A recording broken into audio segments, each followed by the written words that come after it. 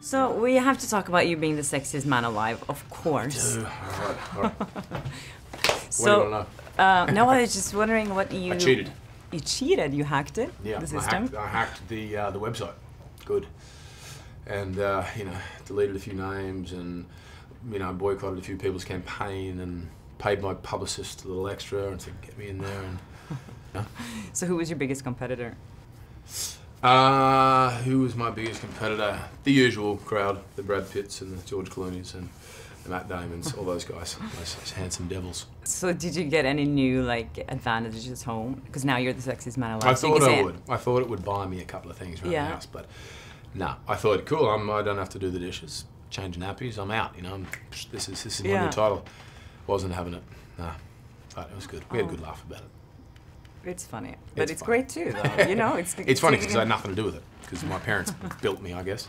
But I know that you're good friends with Matt Damon, and he Yeah. was the sexiest man alive in 2007. He was, yep. So yep. did he give you any advice on how to, like, handle this new... New title, he reality? said, just be sexy. Yeah. Not as sexy as himself, was his advice. But sure. But I read in an interview you said that he kind of understands this movie star thing.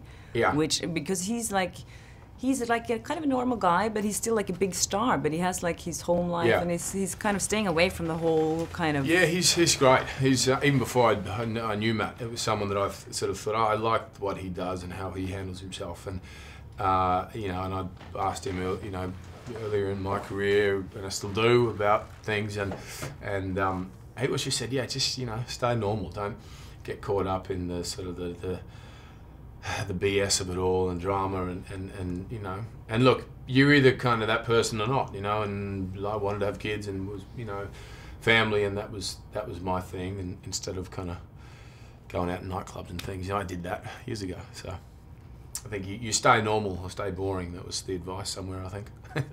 And I don't live in Hollywood, you know, I live, you know, in Australia on the coast in a quiet town, and where the first few weeks I was in town was a novelty, and now it's just nothing. So, you know, I think that's where you place yourself and the environments you're in make a big difference. That's how I deal with it, you know, and it's all positive, you know. God, if I have a fan base, great, and hopefully I can continue to work, you know. Right.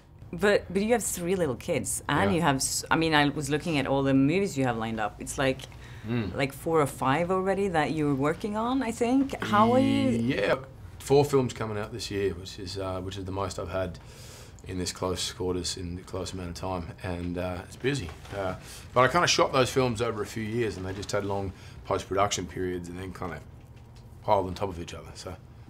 And you're gonna be Thor again, right? Next year, yeah, which is good. It's nice to be able to do things in between. You know, each time I depart Thor and do something else, I come back at Thor with a different way of looking at it, you know, and you know, you want to try something different with a new set of tools. So. You know, we grew up with him because I'm from Norway, so that Yeah. was our, like, we had Right. so many, yeah. Did you ever go to Norway? Do you know much about the whole Norse mythology? Of course you know. I mean, yeah, I did Norse myths just through my, you know, research and what have you, and had a real interest in the sort of Viking world and Norse mythology, and especially in the first film when we were creating the character, you know. Since then, it became about the kind of Marvel universe post that, you know, unless we kind of segue and go back into the history to bring something forward. But I haven't been to Norway, no. So this movie, it talks about hacking, obviously. And did you ever experience, I mean, I was looking at your Instagram account, I don't have which an I didn't Instagram. find, because I was like, this must have all one. be fake. Yeah. Yeah, I don't have one.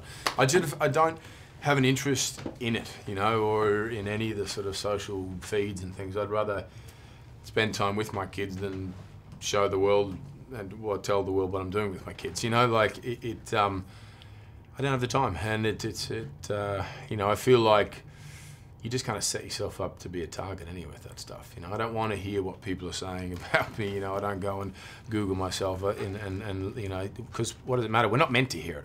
You know, years ago in high school, you might overhear someone saying something, but that's, you know, these days that's the danger, is it's up there on a wall for billions of people to read and abuse and attack, and it just becomes pretty negative and catty. So I just kind of And it's scary because today, like all the hacking that's been into like personal accounts of celebrities, it's kind of like, how can you protect yourself against those kind of things? Yeah, bury your computer in the backyard, I think. Maybe that's what I should do. I mean, I sort of limit, you know, I just think if you're going to put something on the internet or on your phone, computer, there's a possibility someone else could see it if they wanted, you know. So, you know, don't be naive about how we do it. Great, he's going to throw me out now.